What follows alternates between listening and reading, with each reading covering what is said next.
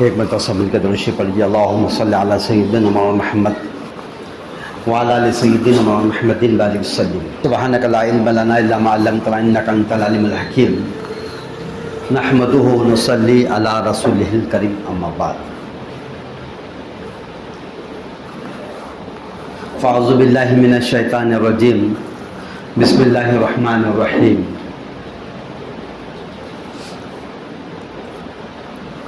ومن احسن قولا ممن دعا الی اللہ وعمل صالحا وقال اننی من المسلمین۔ صدق اللہ العظیم۔ محترم بزرگوں اور دوستو، اللہ رب العزت کا بڑا شکر ہے، فضل ہے، کرم ہے، احسان ہے کہ وہ ہر بار اپنے بندوں پر رحمتوں کی بارش کو برساتے رہتا ہے۔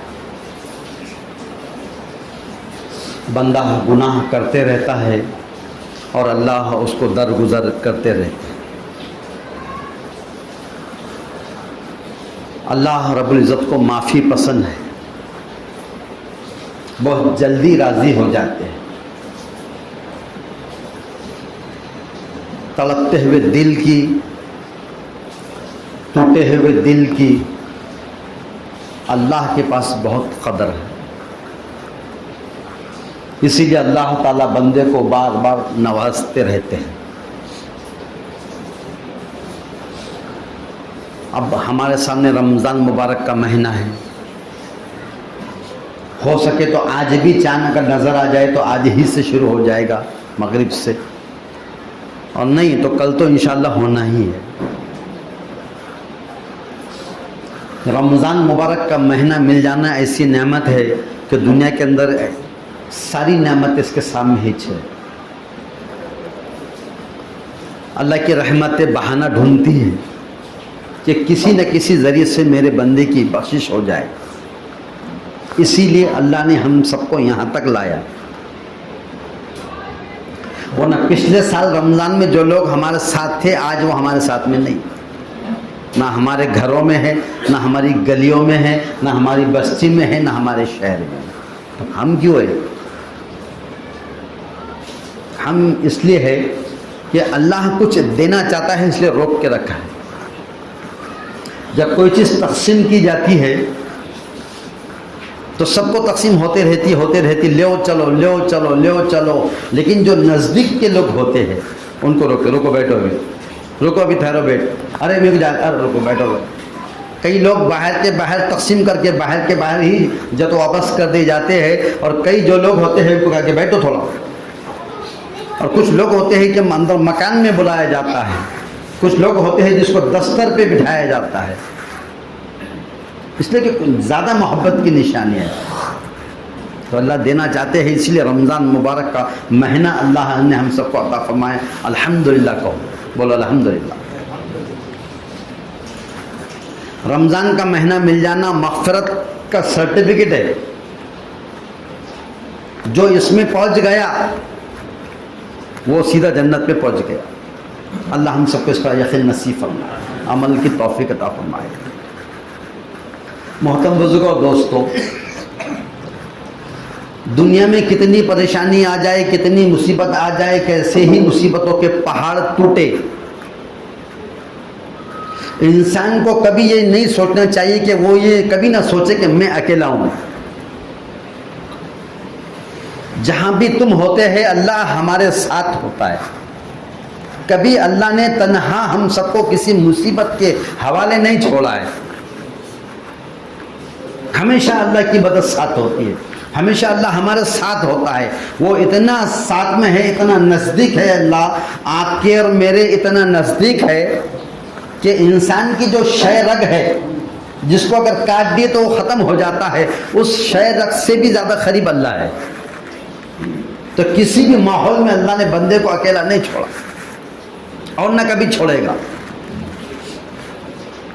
اس کو ہمیشہ یہ سوچنا چاہیے کہ میرے ساتھ اللہ ہے، اللہ کی مدد میرے ساتھ ہے، اس کی نصرت میرے ساتھ ہے۔ اور جب بھی کوئی مصیبت میں آ جائے، پریشانی میں آ جائے، تکلیف میں آ جائے، کوئی امتحان اس کا ہو جائے، تو اس کی نگاہ اس کی جو ہے سبب پہ نہ ہو، اس کی نگاہ صرف اللہ کی ذات پر، کیونکہ وہ سارے اسباب کے بغیر کائنات کو چلانے والا اور ساری کائناتوں کو چلانے والا، وہ چلانے میں کسی کا بھی محتاج نہیں۔ تو جب بھی پریشانی آ جائے، مصیبت آ جائے، تکلیف آ جائے، اکیلا مت سمجھو، ہم دکھتے اکیلے، ہم رہتے اکیلے، لیکن اللہ ہمارے ساتھ ہوتے ہیں۔ اپنا دکھڑا، اپنی تکلیف، اپنی پریشانی، اپنی مصیبت کس کو بتاؤ؟ اللہ کو بتاؤ۔ کیا طریقہ ہے بتانے کا؟ ہاتھ اٹھا کر اس سے دعا کرو، نماز پڑھو، اللہ کے سامنے جھکو، اللہ سے مانگو، وہ ہر چیز اس کے قبضے قدرت میں ہے، ہر مدد کرنے کو تیار ہے، صرف تعلق کے جوڑنے کی بات۔ ایک بہت اچھا واقعہ سامنے آ رہا ہے، اس کے اندر اس واقعے میں بہت ساری چیزیں ہم کو سبق کے طور پر ملنے والی ہے۔ ایک اللہ والے فرماتے ہیں کہ میں ایک مرتبہ بیت اللہ کا طواف کر رہا تھا، دفتن میں نے ایک لڑکی کو دیکھا جس کے کاندھے پر ایک کمسن بچہ بیٹھا ہوا ہے، اور وہ یہ ندا کر رہی ہے، اے کریم اے کریم، تیرا گزرا ہوا زمانہ یعنی کیسا مجھے شکر ہے۔ کہاں پر ہو رہا ہے یہ واقعہ؟ کہاں ہو رہا ہے؟ مکہ میں، بیت اللہ میں ہو رہا ہے۔ میں نے اس سے پوچھا وہ کیا چیز ہے جو تیرے اور تیرے مولا کے درمیان گزری؟ تو وہ لڑکی کہنے لگی ہم لوگ ایک مرتبہ کشتی میں سوار تھے، تاجروں کی ایک جماعت ہمارے ساتھ تھی، اور ہم سب کشتی میں سفر کر رہے تھے، پھر سمندر میں طغیانی آئی اور یہ ہمارا جو جہاز تھا، ہماری جو کشتی تھی، وہ ڈوب گئی، سب کے سب ہلاک ہو گئے۔ میں اور یہ دودھ پیتا چھوٹا بچہ اور دوسرے تختے پر ایک حبشی، ہم تین کے سوا اس میں سے کوئی نہیں بچ سکا۔ صبح کا چاند نہ ہوا تو اس حبشی نے مجھے دیکھا کہ تنہا عورت ہے، سمندر میں ہے، کشتی میں ہے، ایک تختے پر ہے، تو دیکھنے کے بعد پانی کے تھپڑتے تھپڑتے تھپڑتے میرے تختے کے پاس آ کر اس کا تختہ لگ گیا اور وہ میرے تختے پر آ گیا۔ کون آیا؟ حبشی، اور مجھ سے بری بات کی خواہش کرنے لگا۔ میں نے کیا بتایا پہلے؟ کہیں بھی رہو، جہاں تم اکیلے ہے دوسرا اللہ ہے، جہاں تم دو ہے تو تیسرا اللہ ہے، جہاں تم تین ہو تو چوتھا کون ہے؟ بس یہ تصور ہو جائے۔ گناہ کرنے کے اسباب انسان کے سامنے ہیں، یہ دنیا گناہ کرنے کے لیے اور نیکی کرنے کا ہی دنیا کے اندر یہ سبب ہے کہ کرو جو کرنا ہے، یہ راستہ بھی ہے، یہ ضابطہ بھی ہے، اور یہ جنت بھی اور یہ جہنم بھی، جو کرنا ہے کرو، لیکن لوٹ کر میرے پاس آنا ہے، اس کو یاد رکھو۔ گناہوں کے اسباب سامنے، چاہے تو سارا گناہ انسان کا ستا، چوری کے موقع آتے، غلط کام کے موقع ہوتے، اور کس پہ جو تو مال کو چھیننا جھپٹنا ہوتا، کس کی مال کی خیانت کرنا، کچھ بھی ہو سکتا ہے، جو کرنا ہے کر لینا، لیکن کون دیکھ رہا ہے؟ بس اللہ دیکھ رہا ہے۔ یہ دنیا کے جو کیمرے ہیں نا، یہ سبب ہے، اسباب، اس کو دیکھ کے دیکھو، ادھر دیکھ، ادھر دیکھ، حالانکہ بند ہے، کئی لوگ نماز اور ڈر جاتا ہوں، حساب سے رہو والا اوپر چالو ہے، کوئی نہیں دیکھ رہا ہے۔ کالی رات، کالا پہاڑ، کالی چوٹی چلنے والی ہے، اس کی آہٹ کو اللہ سنتے ہیں، اس کے دل میں کیا بات آ رہی، چھوٹی سی چوٹی، اس چھوٹے سے دل میں کیا بات آ رہی ہے اللہ اس کو بھی جانتے ہیں۔ تو دیکھ رہا کہ نہیں دیکھ رہا ہو؟ تو میرا تختے پر وہ آ گیا، مجھ سے بری بات کی خواہش ظاہر کرنے لگا۔ میں نے کہا کہ اللہ سے ڈر، ہم کس مصیبت میں مبتلا تھے، جائے گا اس سے خلاصی اس کی بندگی سے بھی مشکل ہو رہی ہے، اور ایسی حالت میں اس کا گناہ کرے۔ سمجھا دی؟ اور سمجھا دی؟ جو انسان گناہوں سے اپنے آپ کو بچنے کا ارادہ کرتا، اللہ اس کو بچاتے، اور جس کے ارادے گناہوں سے بچنے کے نہیں ہوتے ہیں، پھر وہ گناہوں میں ملوث ہو جاتا، گناہوں میں لت پت ہو جاتا، حرام کاری میں لگ جاتا ہے۔ تو اب اس عورت تنہائی کے اندر ایک مرد ایک عورت ایک چھوٹا بچہ دودھ پیتا ہے، کوئی نہیں ہے، اندھیرا ہے، اجالا ہے، سمندر ہے اور ساری چیزیں اور کوئی نہیں ہے، لیکن ارادے غلط ہے. تو ایک کے ارادے غلط ہے اور ایک کے ارادے صحیح ہے. بچنا چاہتی ہے. اس سے پہلے بھی میں نے بتایا تھا کہ حضرت یوسف علیہ السلام جب زلیخا پیچھے بھاگ رہی تھی، یوسف علیہ السلام آگے بھاگ رہے تھے اور بھاگتے بھاگتے سامنے دیکھے تو ہر ایک دروازہ بڑا بڑا، اس پر ایک بڑا قفل لگا ہوا تھا اور وہ بھاگ رہے تھے اور زلیخا پیچھے سے ان کو پکڑنا چاہتی تھی. یہی منظر یہاں جو ہو رہا وہی منظر ہے. بھاگتے رہے معاذ اللہ بولے اور آگے بھاگے. جیسے دروازے کے پاس پہنچتے قفل ٹوٹ کے گرتا اور اندر کے دوسرے دروازے پہنچ جاتے، تیسرے میں پہنچ جاتے، چوتھے میں، ساتوں دروازے پار کر دیے، قفل لگا ہوا ہے. لیکن یقین اللہ پر ہے کہ میرا اللہ میری اس نیت کی وجہ سے مجھے بچائے گا کہ مجھے بچنا ہے تو اللہ ضرور بچائے. سامنے عزیز مصر آ گیا. پھر اس نے اپنی آنکھوں سے دیکھا تو الٹا الزام ان پر لگا دیے کہ یہ تمہارا یہ غلام جو ہے جس کو تم نے یہاں پر رکھے ہے یہ مجھ پر نیت غلط ڈال رہا تھا. الٹا ان کو سزا ہوئی اور 12 سال حضرت یوسف علیہ السلام کو جیل میں گزارنا پڑا. یہ اللہ کی منشا تھی. خیر کہنے لگی اللہ سے ڈر، ہم کس مصیبت میں مبتلا تھے، اس سے خلاصی اس کی بندگی سے بھی مشکل ہو رہی ہے اور ایسی حالت میں گناہ کرے. کہنے لگا خدا کی قسم یہ کام ہو کے رہے گا. کیا کہا؟ خدا کی قسم یہ کام جب آدمی جس میں طے کر لیتا ہے نا، چاہے وہ نیکی ہو یا گناہ، تو اس کو کوئی چیز نہیں روک سکتی. اور گناہوں کے کاموں کے اوپر جو ہے تو شیطان اور نفس کا زور ساتھ میں رہتا ہے. وہ ابھار دے کر لے وہ خود اندر سے ابھارتا ہے. اور نیکی کا جب معاملہ آتا ہے نا تو شیطان کیا ہوتا ہے، بعد میں کر لیں گے، ابھی تو جوان ہے نا تو بڑھاپے میں کرنا، ابھی بہت دن باقی ہے، ابھی بچہ ہے تو ابھی تو کبھی داڑھی کا ہی رکھ رہا ہے، ابھی تو تیری شادی بھی نہیں ہوئی، تو کو پڑھنا ہے، پڑھانا ہے، بڑا بننا ہے، اور پھر بعد میں دیکھیں گے نا، ابھی جماعت میں جائیں گے بعد میں، ابھی مت جاؤ. نیکیوں پہ کم ابھارتا ہے شیطان، جو تو گناہوں پہ ابھارتا ہے.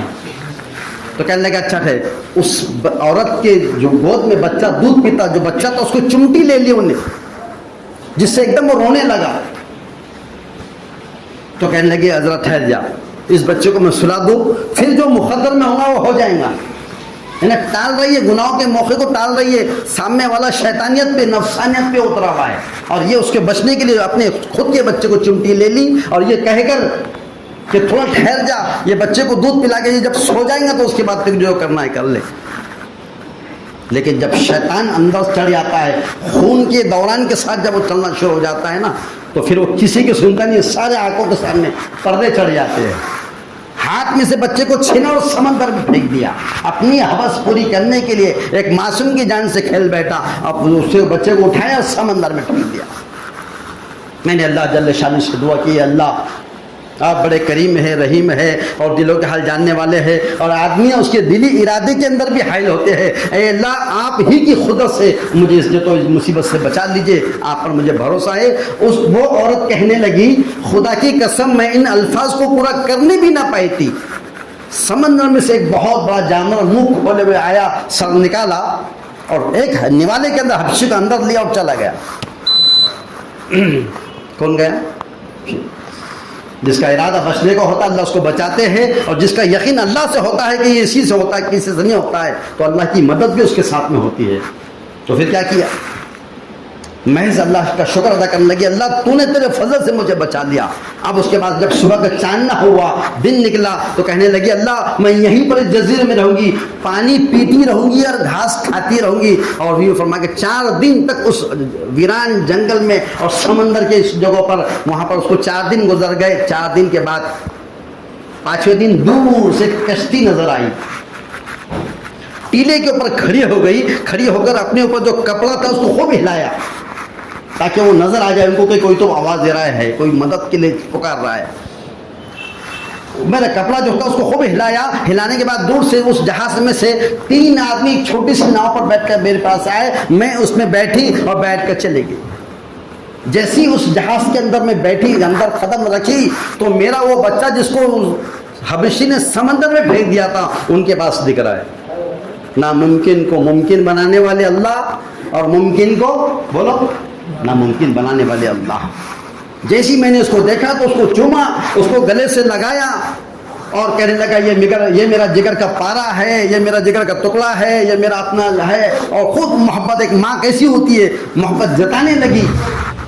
کشتی والے کہنے لگے تو پاگل ہے اور تیری عقل ماری گئی؟ تو کہنے لگی نہ میں پاگل ہوں نہ میری عقل ماری گئی ہے، یہ میرا اپنا بچہ ہے۔ پھر اس نے اپنی کہانی، اپنی جو سرگزشت تھی وہ اس کو سنائی۔ وہ سارے لوگوں نے سن کر حیرت سے سر جھکا لیا اور کہنے لگے تو نے بڑی حیرت کی بات سنائی ہے، اب ہم تم کو ایسی ہی بات سناتے ہیں۔ ہم جو ہے تو کشتی میں بڑے جو تو مزے کے ساتھ چل رہے تھے، ہوا بھی موافق تھی، ہم سب ساتھ میں چل رہے تھے۔ اچانک ہمارے جہاز کے سامنے ایک بہت بڑا جانور آیا، اس کی پیٹھ پر یہ بچہ بیٹھا ہوا تھا اور اس کے ساتھ ایک غیبی آواز ہم نے سنے، اور وہ یہ کہہ رہے، اس آواز میں یہ آواز تھی کہ اگر تم نے اس پیٹھ پر سے، اس کی جانور کی پیٹھ پر سے بچہ نہیں لیا تو تمہاری اس کشتی کو ڈبا دیا جائے گا۔ ہم میں سے ایک شخص اٹھا، اس بچے کو اٹھا کے اندر لیا، اور اس کے بعد پھر وہ جانور سمندر میں چلا گیا۔ تیرا واقعہ اور یہ واقعہ بڑی حیرت کے ہے۔ اب ہم سب مل کے طے کرتے ہیں، عہد کرتے ہیں کہ آج کے بعد اللہ جل شانہ ہمیں کبھی کسی گناہ پر نہ دیکھے۔ اسی وقت انہوں نے سب نے توبہ کرے، اللہ نے ان کی توبہ قبول کیا اور پھر ان کی معافی ہو گئی۔ دیکھو دوستو، یہ اللہ تعالیٰ کا نظام ہے کہ جو انسان خود اپنے آپ کو گناہوں سے بچانے کی نیت کرتا ہے، اللہ گناہوں سے بچانے کے اسباب دیتے ہیں، اور جو گناہوں پہ اگر خود ہو کر چلنا شروع کر دیتا ہے تو گناہوں کی عادت انسان کی اتنی زیادہ ہو جاتی ہے کہ گناہ کرتے کرتے اس کا دل پتھر کی طرح سخت ہو جاتا ہے۔ اور کتنی ہی قرآن کی بات، حدیث کی بات، سیرت کی بات، نبی کی بات، صحابہ کے قصے، واقعات کچھ بھی سنا دو، لیکن گناہوں کی نحوست کی وجہ سے دل جو سخت پتھر کی جیسے سخت ہو جاتے ہیں، زن آلود ہو جاتے ہیں، تو حق بات ان میں صلاحیت نہیں کرتی، دل پہ اثر نہیں کرتی۔ لیکن جس کے ارادے اپنے آپ کو بدلنے کے ہوتے ہیں تو پھر اللہ اس کو بدلتے ہیں۔ خدا نے اب تک اس قوم کی حالت نہیں بدلی، نہ ہو خیال جس کو خود اپنی حالت کے بدلنے۔ کتنا بہترین اللہ نے موقع دیا ہے، صحیح سلامت ہم کو وہ رمضان سے یہ رمضان میں لا کے پہنچا دیا۔ دینا چاہتا ہے اللہ، اس لیے یہاں تک لایا۔ اب اس میں دو قسم کے لوگ ہیں، ایک تو یہ ہے کہ ان کو کچھ اللہ دینا چاہتا ہے، اس لینے کے لیے یہاں پر آ گئے ہیں، رمضان کی جو برکتیں لینے کے لیے آئے ہیں۔ لیکن ایک طبقہ ابھی بھی ہمارے ماحول اور معاشرے کے اندر ایسا ہے کہ رمضان کا مہینہ ملتا ہے، پھر بھی اس کی جو پرانی گناہوں کی چال جو ہوتی ہے وہ بننی ہوتی ہے، نہ گناہ سے رکتا ہے، نہ نیکی کی طرف چلتا ہے، نہ قرآن کی تلاوت کی توفیق ہوتی ہے، نہ نمازوں کے پڑھنے کی توفیق ہوتی ہے، اور نہ سجدہ تلاوت، ایک دو رکعت پڑھا کے چلا، دو چار پڑھا کے چلا، ایک حدیث پڑھ لیا تو پڑھ لیا، اور اپنی چال جیسی 11 مہینے کی چال چلتے ہیں ویسا 12 مہینے بھی ویسے ہی کر۔ وہ محروم ہے، وہ سب سے بڑا محروم ہے فرمایا، جس نے رمضان مبارک کا مہینہ پایا اور پھر بھی اس کی بخشش نہیں ہے۔ اللہ کے رسول صلی اللہ علیہ وسلم ممبر پہ تشریف رکھے، صحابہ کرام کی جماعت بیٹھی ہوئی تھی، آپ صلی اللہ علیہ وسلم نے پہلا قدم مبارک ممبر کی پہلی سیڑھی پہ رکھا اور کہا آمین، دوسری سیڑھی پہ دوسرا قدم رکھا کہا آمین، اور تیسرے پہ تیسرا رکھ کر کہا آمین۔ آپ صلی اللہ علیہ وسلم نے خطبہ دیے اور نیچے اتر گئے، تو کہنے لگے کیا بات ہے؟ تو کہنے لگے ابھی اس وقت ہم نے آپ سے جو دیکھا عجیب دیکھا ہے۔ کہنے لگے اس وقت جبرائیل امین آئے تھے اور وہ یہ کہہ رہے تھے کہ ہلاک ہو جائے وہ شخص جس نے رمضان مبارک کا مہینہ پایا اور پھر بھی اس کی بخشش نہیں ہوئی۔ میں نے کہا آمین۔ بدوا دینے والے جبرائیل امین ہیں، اور آمین کس کی لگ رہی؟ محمد رسول اللہ صلی اللہ علیہ وسلم۔ کتنی سخت بدوا کی جو تو وہ حقدار ہوتا ہے جس کو رمضان کا مہینہ ملنے کے بعد بھی وہ گناہوں سے اپنے آپ کو نہیں بچاتا۔ پھر دوسری سیڑھی پہ قدم رکھا، کہا کہ ہلاک ہو جائے وہ جس کے ماں باپ یا دونوں یا اس میں سے کوئی ایک زندہ حیات ہے اور پھر بھی ان کو راضی نہ کر سکا۔ میں نے کہا آمین۔ کہ وہ بھی ہلاک ہوگا جس کے ماں باپ زندہ تھے اور اس کے بعد ان کو راضی نہ کر سکا۔ میں نے کہا آمین۔ پھر تیسری بار کیا ہوا؟ کہنے لگے ہلاک ہو جائے وہ شخص جس کے سامنے میرے نام مبارک آئے محمد رسول اللہ صلی اللہ علیہ وسلم اور پھر بھی وہ مجھ پہ درود شریف نہ بھیجے۔ کہہ دو سب صلی اللہ علیہ وسلم۔ کہا میں نے کہا آمین۔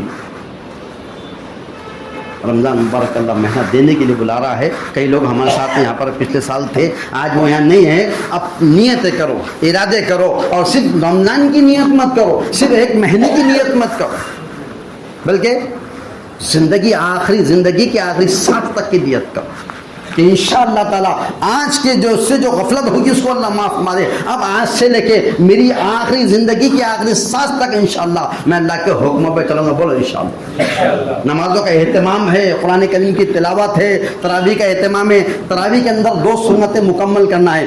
ایک تو یہ کہ پہلے دن سے لے کے آخر دن تک اس درمیان میں، چاہے وہ 10 دن میں، 3 دن میں، اور جتنے بھی دن، زیادہ تو یہ کہ بہتر پورا آخر تک پڑھے. تو ایک تو مکمل قرآن پاک کا سننا، یہ ایک سنت مستقل ہے. اور دوسری سنت یہ کہ روزانہ 20 رکعت تراویح کی نماز ہر دن پڑھنا، یہ ایک مستقل سنت ہے. دونوں سنتیں نہیں چھوڑنا چاہیے. بہت سارے لوگ کیا بولتے ہیں، اپنے 6 دن کا مار کے آ گئے، کیوں ریچارج مار کے آئیے، ہاں اپنے تو 10 کا مار کے آ گیا، اپنے اب بولنا نہیں ہوا، اگلے سال دیکھیں گے انشاءاللہ تعالیٰ.